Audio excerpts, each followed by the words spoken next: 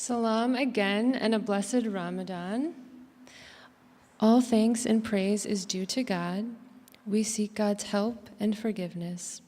We seek refuge in God from the evil within ourselves and the consequences of our evil deeds. Whoever God guides will never be led astray, and whoever God allows to go astray will never find guidance. I bear witness that Muhammad is God's servant and God's messenger. You who believe, be mindful of God, as is God's due, and make sure you devote yourselves to God to your dying moment.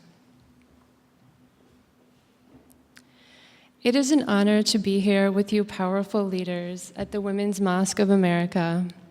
We are making Muslim history right now. I'm delighted to talk to you today about women's empowerment within Islam. I am passionate about women's leadership as we live in a world where many people do not want women to be leaders.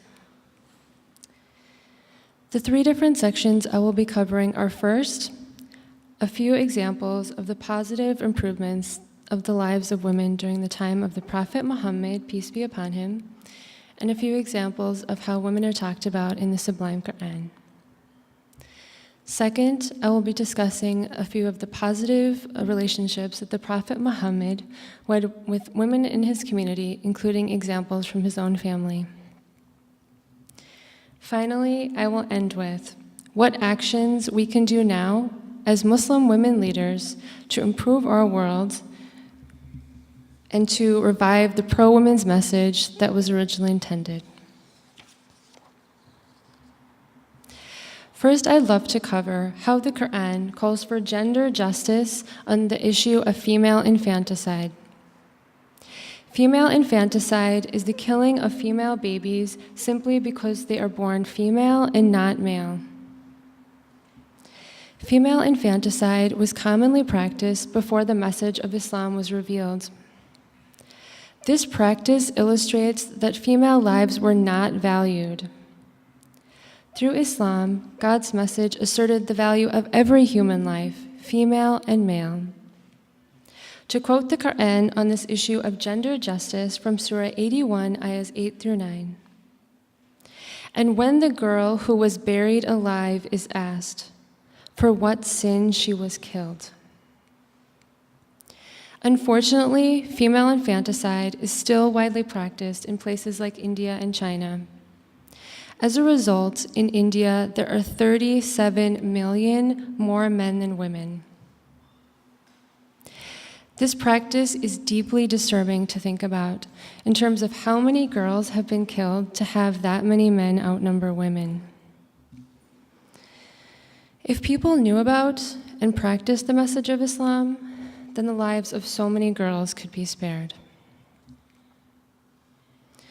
Another way that Islam has improved the lives of women is through the topic of mahr or dowry. In Islam, a mahr is a mandatory payment by the groom to the bride at the time of marriage that is legally her gift and no one else's, and cannot be taken back even after a divorce. Before Islam was revealed, the marriage payment was paid either from a bride to the groom or from the groom directly to a woman's male guardian, not paid to the bride herself, meaning the money intended as a gift for the bride was never actually given to her.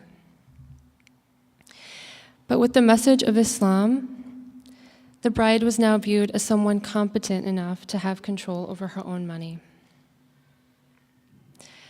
I'd love to tell you about my own personal experience with the mahr.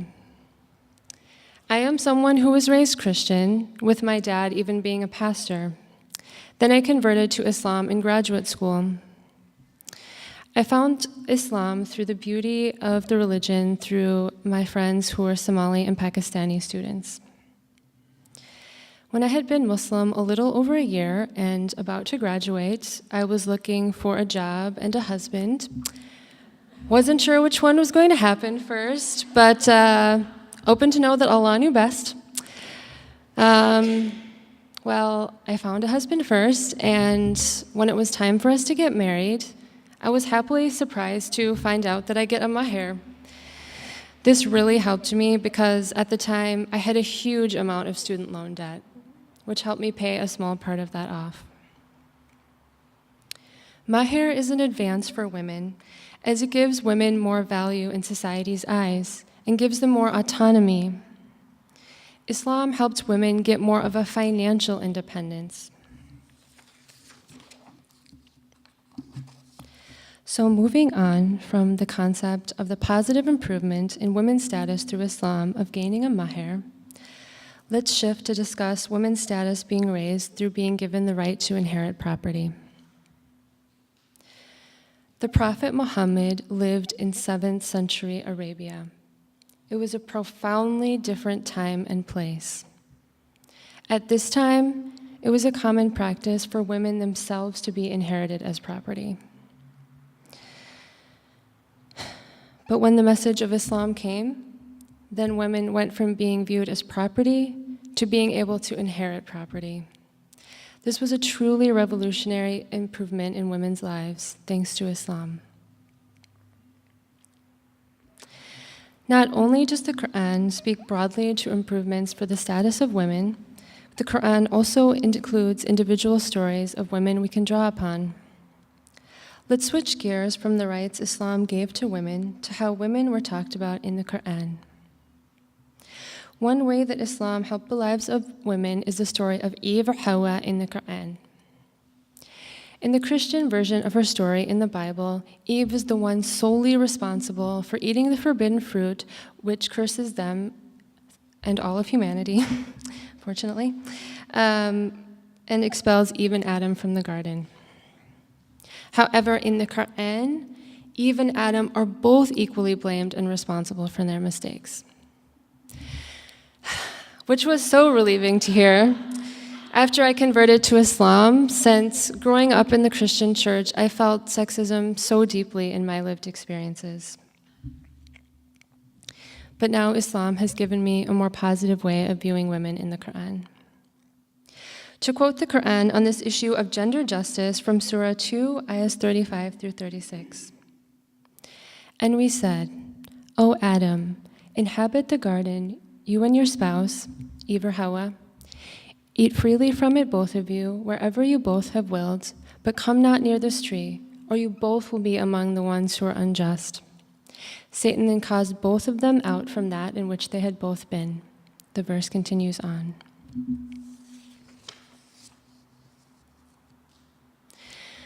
Another example of Islam honoring and empowering women is the surah or chapter in the Qur'an named after Mary, Maryam, who is the mother of Isa, Jesus, peace be upon him.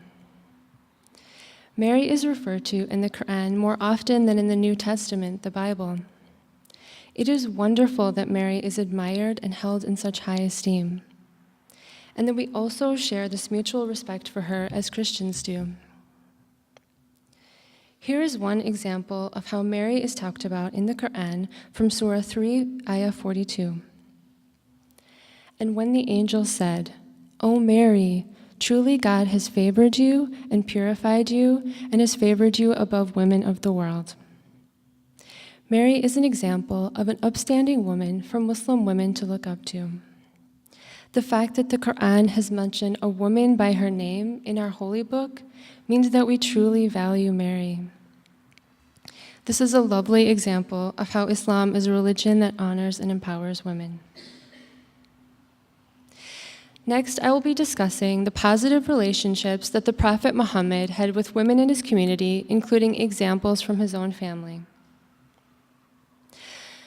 Though he was a man, the Prophet Muhammad had insight into how hard it was to be a woman on this planet because he was an orphan. He understood how it felt to be from a group in society that was viewed as oppressed. Since the Prophet Muhammad had so much empathy for women in society, he treated them with dignity and respect. Muhammad's relationship with the women in his community serve as an example for Muslim men to emulate on how to treat women well. The Prophet Muhammad celebrated women who were active leaders in his community. Many of these women were responsible for transmitting the early stories of the community, which were later compiled into hadith. The Prophet Muhammad sincerely sought advice from these women. He listened to their suggestions and concerns and ideas for helping him on making decisions. The fact that the Prophet Muhammad turned to these women for help is a true testament of Islam honoring and empowering women. He didn't devalue their thoughts due to their gender. The first woman I will discuss is Khadijah. Khadijah was an impressive, strong leader herself. She was a businesswoman who proposed marriage to Muhammad when she saw he was an upstanding, honest person. Since Khadijah was wealthy, she was able to pick a husband for herself. Marrying Khadijah was a pivotal moment in the Prophet Muhammad's life. This drastically improved his family life and status from his previous position as an orphan. The Prophet Muhammad relied heavily on Khadijah. When the Prophet Muhammad had his first revelation from the angel Jibril, it was a traumatic experience for him. He ran home to Khadijah, who comforted and counseled him. She reassured him that he wasn't going crazy, but this was his true calling from God. She believed and supported him, which is commemorated by Ramadan, the holy month of fasting. Beside Muhammad, Khadijah was the first person to believe in the message of Islam. What can be more empowering than that? Without Khadijah, a woman's support, Muhammad's path would have been much more difficult. She was a foundation of support from which Muhammad began his prophetic career. Next, let's discuss Aisha. Aisha was a key political and religious leader after the death of the Prophet Muhammad. At this time, she played an active role in the struggles of the early Muslim community. She was a source of information for many women and men during the time of the Prophet Muhammad's life and after his death. Many people turned to her for guidance and knowledge, which was later compiled into hadith. Her phenomenal leadership and scholarship is a powerful example for us to remember. Next, let's talk about how the Prophet Muhammad treated his family. There are many stories of how he did domestic chores and housework. This was considered taboo at the time, and unfortunately still is today. But the Prophet Muhammad is an excellent example of how women and men should split the housework. The egalitarian model of the family instead of the patriarchal version that many people believe Islam represents. I'd love to share my own personal experience with emulating this concept. When it was time for my husband and me to get married, I told him that I didn't know how to cook. He said, "I also don't know how to cook, but that's fine, one of us will learn." Well, time went by and we both still didn't learn how to cook. Eventually, the division in labor was divided up by me, and I decided for sure that I would not be cooking. And I officially delegated that task to him. Well, it worked. I haven't cooked a meal at all in our 5.5-year marriage. I truly wanted my partner to be a real partner, to quote the great Sheryl Sandberg, who was the founder of the Lean In movement. I didn't want to be a traditional stereotype of a woman who is expected to do every single thing in the household. I needed my husband to contribute more than finances, but actual physical labor, so that I could be a happy and successful person in this world. So we're a team. Neither one of us is more important than the other. But don't get me wrong, when he cooks, he makes a huge mess that I have to clean up, since he doesn't clean as he cooks. But I don't mind cleaning up his cooking mess, since I know he contributed to our household by being our cook, as the Prophet Muhammad contributed to his household in the sharing of domestic labor. I'd like to transition back to the Prophet Muhammad's positive relationships with the women in his community. Women were encouraged to seek knowledge during the time of the revelation of Islam, so much so that women studied in the Prophet Muhammad's home. He was happy to open his home to both men and women to learn from him directly. When women complained to the Prophet that men were taking up all of his time, he even set aside a certain day each week to teach just women, so that women would have direct access to leadership and learning, like we are here today. One great example of this is Waraka. She was one of the few people at the time who had memorized the whole Qur'an. The Prophet Muhammad recognized her talents of being an educated woman and selected her to lead prayer in her community. The Prophet Muhammad publicly acknowledged that there were so many Muslim women leaders at that time. This is a wonderful example to remember, especially since today we're at the Women's Mosque of America, where so many of us have the opportunity to lead prayer and to be strong, educated Muslim women leaders. Now let us consider what meaning, relevance, and application this has for us today. Islam greatly advanced the status of women during its time. However, that gender equity is still not reflected in today's society. It is important to understand Islam in its historical context when we think of these stories or examples to apply to today's culture. We must remember to distinguish between Islam as a religion and the different cultural contexts that Islam was revealed and practiced in.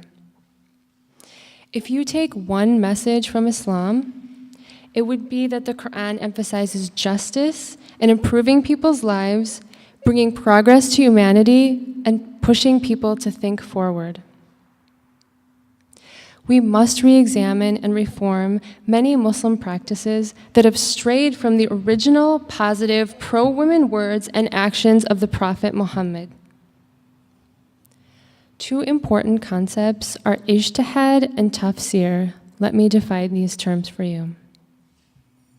Ijtihad is independent intellectual investigation of religious sources.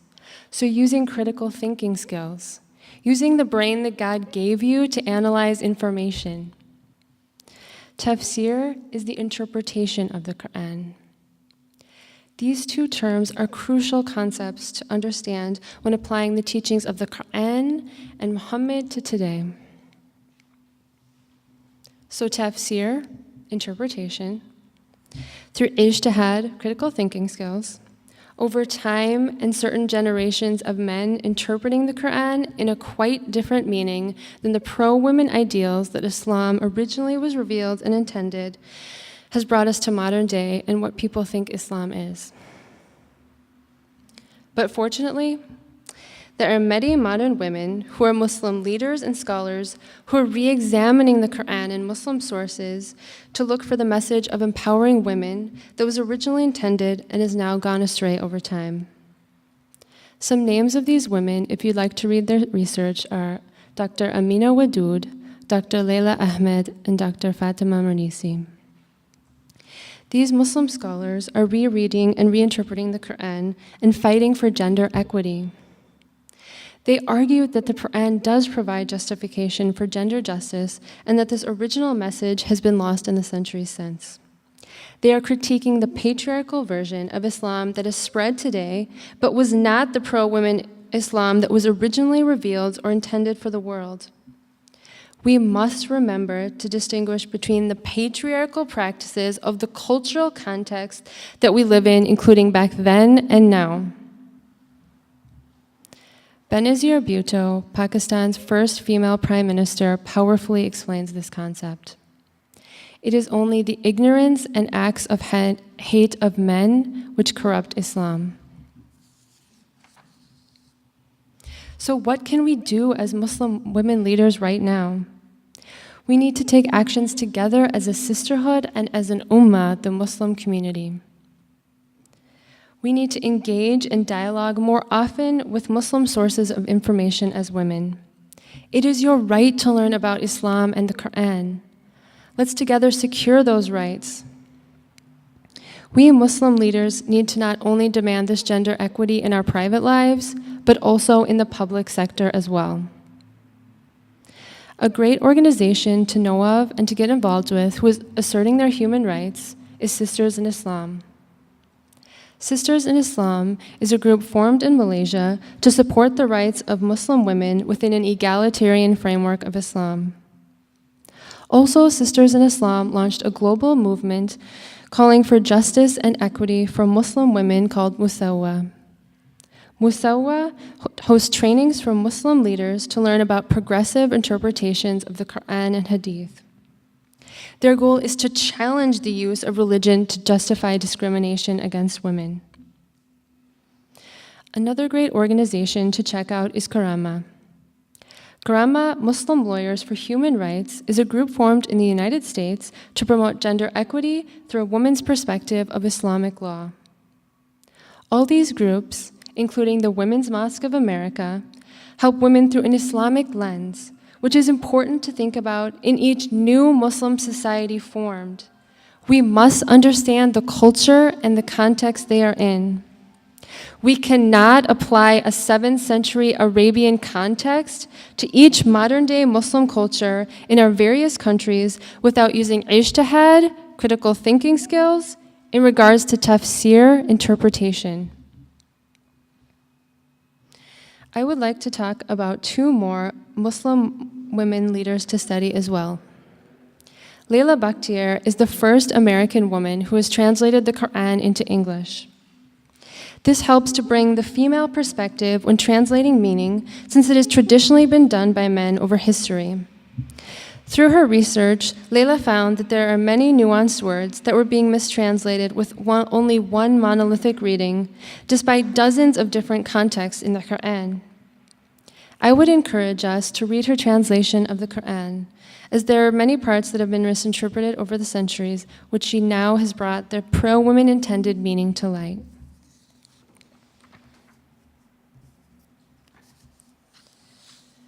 Another inspiring woman I would love to talk about is Linda Sarsour. She is an activist and one of the co-chairs of the 2017's Women's March on Washington. She is not afraid to proudly let people know she is Muslim and to stand up and fight for the rights that Islam grants and empowers to women. Whenever I see her on media doing something positive for women, I always feel empowered and happy that a Muslim woman is such a visible leader on such important global issues. These women leaders I just mentioned are advocating for increased gender equity and gender justice within a framework of Islam. One factor they have in common is women's education within Islam. I am very passionate about promoting education for women. Actually, my mother was an educator growing up, so education has always been a huge part of my life. Even now, I am working in higher education, doing religious diversity leadership work. Let's push for more education for girls in both general education and especially in Islamic education. Having women and girls get more closely engaged with religious texts helps them understand Islam better. Personally, I started preparing for this khutbah in November and have learned so much in the process. I would challenge us to try something new and learn about Islam in a way that's comfortable for you. Perhaps even delivering a khutbah yourself. This was my first time ever delivering a khutbah. It was a bit intimidating at first, but I did it, or I'm doing it right now. If I can do it, you can do it. I believe in you. We need to encourage more girls and women like you and me and all of us to contribute to more Muslim scholarship, education, and activism. Through education, we can do ijtihad to help ourselves and others understand the true meaning of tafsir. Education for girls and women leads to a better society. Being involved in our local community when it comes to political and economic issues can also lead to a more rich society. I'd love to tell you about my experience in politics. I've always considered doing politics since I've always been highly engaged in the community. But whenever I pursued it, it never felt like a good fit. Until recently, I decided I'd like to get to know my local politicians so that I could get my voice heard as a citizen. I remember hearing that our local representative, Joanne Ward, in Woodbury, Minnesota, would be visiting our masjid for Ramadan. I enjoyed meeting her, and after this event, a few of us Muslim leaders got invited to go to her house for a private event. There, she listened to our concerns as Muslim leaders and gave us tips on how to get more involved in politics. After attending this event at her house, Joanne then organized a private tour of the capital just for our masjid. After so many positive experiences with Joanne at these Muslim events that she attended and organized, especially for us, I decided I'd like to get together with her one-on-one to see if I should consider running for politics. She met with me, and we ended up talking for 2 hours. She told me all about local politics, and I realized I was not meant to be a politician, as I learned how the political system actually works. Unfortunately, I just found out that Joanne is not running again for her seat, but I was excited to hear that some of my colleagues at the masjid are considering running for her seat. I would encourage you as a Muslim woman to get involved in your local community to get your voice heard. Talk to your politicians and tell them what you're concerned about. It can make a real difference in your community. I have said what I have said. May God forgive all of us.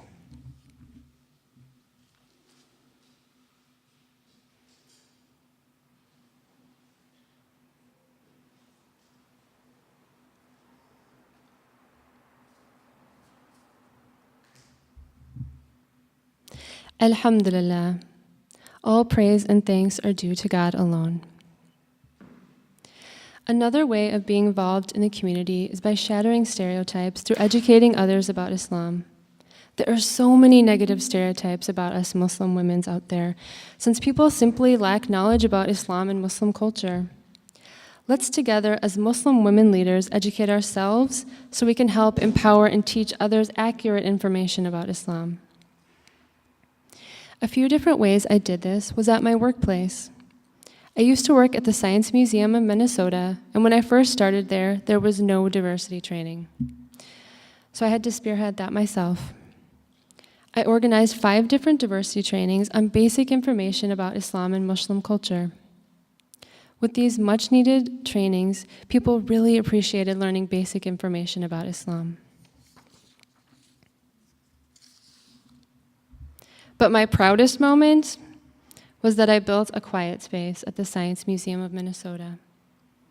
As Muslims, we need to pray 5 times a day, and there wasn't a designated place for me to pray, so I had to spearhead that as well. I met with our CEO and president, our VP of HR, and many of my work colleagues, convincing them in a gentle, respectful manner that this was a space that everyone could benefit from. Whether they were atheist, Buddhist, Christian, Muslim, or had no religious or any religious affiliation. It took me 2 years to build, but now there is a quiet space, not a prayer room or a masjid, but a secular quiet space where all Muslims can pray 5 times a day, and anyone can meditate throughout their workday. You can also make an impact in your community by doing a similar project. It has been such an honor to be surrounded by such strong Muslim women like you, and to be discussing these important issues. We must push for more female leadership. Islam and Muhammad were feminist and pro-women when people understand the context in which this information was revealed. What we need to do now is educate ourselves further about this information and be interpreters of Islam for the Ummah and the whole world. I am proud to be Muslim and to have deepened my knowledge about my faith in prepping for this khutbah. It was a positive experience diving into academic research and learning what Islam really says about women and what is instead culture. Through Islam, let's live our best lives as women leaders to transform society for the better and to no longer put up with discrimination based on our gender. I believe in your leadership. You are strong, kind, beautiful, and powerful. Thank you. God commands justice, doing good, and generosity toward relatives, and God forbids what is shameful, blameworthy, and oppressive. God teaches you so you may take heed. Wa'ikimna as-salah, perform the prayer.